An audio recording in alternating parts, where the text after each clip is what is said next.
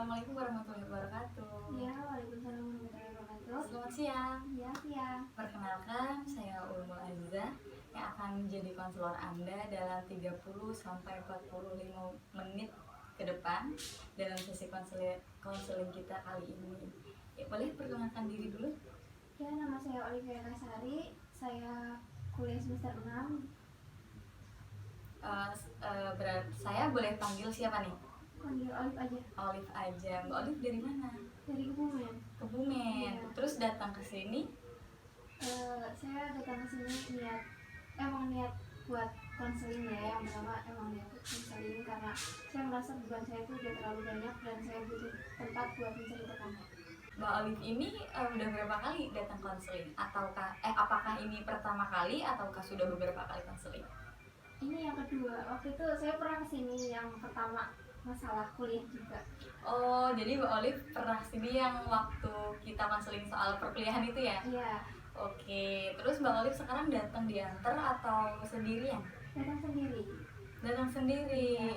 Gimana hari-harinya sekarang Mbak Olive? Ya seperti biasa, cuman ya mungkin lebih berat ya, soalnya kan karena kondisi corona sekarang bikin kita harus stay di rumah, jadi kan apa-apa dilihat sama tetangga, itu yang mungkin bisa nambah beban. Soalnya tetangga tuh omongannya ya Anda tahu sendiri, omongan tetangga tuh gimana. Jadi kuliah sekarang daring ya? Iya.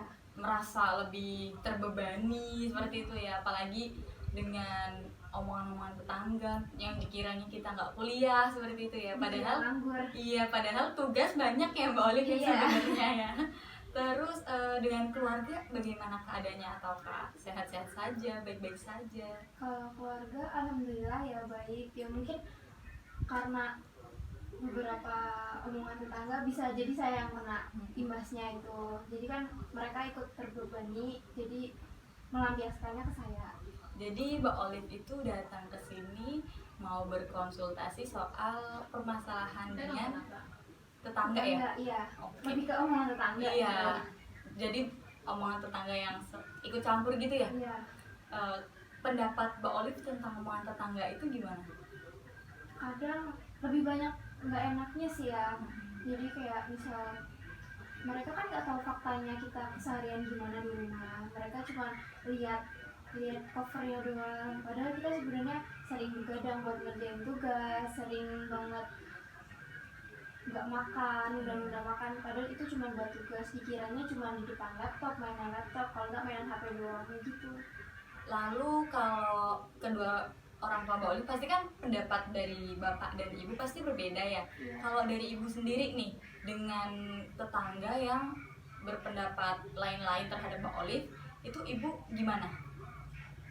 Kadang ikut terpengaruh ya, soalnya kan kalau ibu itu lebih sensitif, jadi kayak memikirkan omongan tetangga, terus jadi mikirnya kayak, oh iya kamu cuma di depan laptop doang, di depan HP, kamu gak bantuin ibu apa gimana, jadi lebih sering marah. Lalu untuk pendapat bapak sendiri gimana? Kalau bapak saya cenderung lebih cuek ya, soalnya kan ya biasa bapak-bapak nggak mikirin omongan tetangga gitu. Lalu Mbak Olive sudah melakukan hal apa gitu untuk mengurangi agar pendapat tetangga itu tidak menyerang Mbak Olive terus gitu? Lebih ke kayak bangun pagi, jadi sebisa mungkin bantuin orang tua bersih-bersih dulu, baru ngerjain tugas. Terus kalau misal udah terlalu jenuh di rumah karena dengerin omongan tetangga, ya ngerjain tugas di luar, kayak di kafe apa di rumah teman kayak gitu. Terus ibu Mbak Olive itu melakukan tindakan sesuatu atau tidak agar tetangga tidak melakukan hal tersebut gitu? Kalau kemarin sempat ngelabrak ya, bukan ngelabrak juga sih, kayak ngomong secara halus gitu ya, biar jangan bilang kayak gitu lah, kan kasihan anaknya, dia nggak tahu apa-apa, dia cuma belajar di rumah, masa disalah-salahin kayak gitu, dibilang yang nggak benar, pokoknya kayak gitu. Tidak tahu faktanya ya, tapi hanya menambah beban jadinya buat Mbak Olive sendiri ya gitu. Terus untuk saat ini nih yang Mbak Olive rasakan apa? Maksudnya ibu Mbak Olive sendiri itu udah speak up, terus Mbak Olive sudah melakukan tindakan-tindakan ya seperti bangun pagi, ngerjain tugas supaya tetangga tuh lihat kita tuh Mbak Olive tuh lagi ngerjain tugas loh, bukan yang aneh-aneh. Sekarang gimana yang Mbak Olive rasain? Jadi lebih lega sih, jadi lebih leluasa juga kalau misalnya mau ngerjain tugas di rumah, nggak begitu takut bakal diomongin tetangga juga, karena emang ngerasa udah ada yang ngebela gitu. Berarti sudah terlihat ya dampaknya dari yang ibunya Mbak Olive speak up, dari Mbak Olive sendiri sudah melakukan perubahan seperti itu ya. Iya.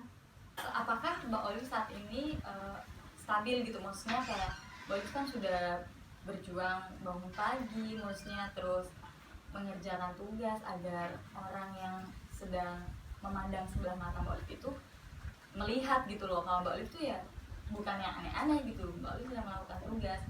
Sekarang Mbak Olive stabil atau kadang-kadang ya masih bangunnya siang lah, di kamar terus, atau tetap melakukan hal itu? Tergantung juga sih ya, kalau misal udah terlanjur begadang sampai subuh atau sampai jam 3 jam 2 itu pasti bangunnya kesiangan kan ya, soalnya butuh tidur juga sih, istirahat. Jadi mungkin kadang bangun siang, tapi kadang kalau misal istirahatnya cukup ya bangun pagi, dan kondisi juga. Lalu bagi Mbak Olive sendiri, kata-kata paling pedas dan menyakitkan hati Mbak Olive itu yang macam seperti apa gitu? Kayak yang misal beban keluarga ya, dibilang kamu tuh di rumah cuman kerjanya main laptop sama HP doang, gak bantuin orang tua, kayak gitu, cuman jadi beban keluarga ya, sebangsa itu bikin sedih hati. Lalu kan sekarang nih Mbak Olive kan udah melakukan perubahan lah ya, yang sudah nampak terlihat gitu kan. Kalau ibu Mbak Olive sendiri kan ya pasti seorang ibu sensitif dan merasakan hal itu gitu. Kalau pendapat Bapak Mbak Olive sendiri gimana kalau setelah Mbak Olive melakukan perubahan, ya apakah ini anak kenapa atau gimana gitu? Nggak ada sih, soalnya mungkin karena bawaan ya, cowok itu lebih cenderung cuek, jadi diem aja gitu. Oke, jadi sekarang setelah semuanya gitu ya, Mbak Olive yang rasain Mbak Olive sekarang banget itu gimana? Jadi kalau sekarang nih lebih ngerasa lebih lega gitu ya, soalnya kan yang pertama udah cerita di sini, terus yang kedua mungkin kalau di rumah kan udah dibantu sama ibu, jadi ngerasa lebih aman gitu, dan nggak terlalu mikirin omongan tetangga lagi. Ya, kalau jadi menurut saya itu Mbak Olive sudah tepat ya melakukan adanya pergerakan, perubahan untuk bangun lebih pagi, mengerjakan tugas tuh ya yang nampak gitu ya sama orang yang sering menganggap sepele atau menganggap hal yang tidak-tidak, kalau Mbak Olive itu tidak pernah membantu orang tua, hanya menjadi beban keluarga. Padahal di sisi lain itu Mbak Olive mengerjakan tugas ya, yang saya juga tahu seperti apa ya tugas dari daring itu, pasti sangat berat ya bagi Mbak Olive. Lalu Mbak Olive sudah berusaha semampu Mbak Olive, setidaknya itu sudah baik, sudah bagus, dan juga Mbak Olive sudah mendapatkan dukungan penuh ya dari keluarga. Ya, saya rasa sesi konseling kita sudah cukup sampai saat ini ya. Saya harap Mbak Olive sehat-sehat selalu dan pokoknya menjalani hari-hari dengan bahagia Mbak Olive. Terima kasih, selamat siang.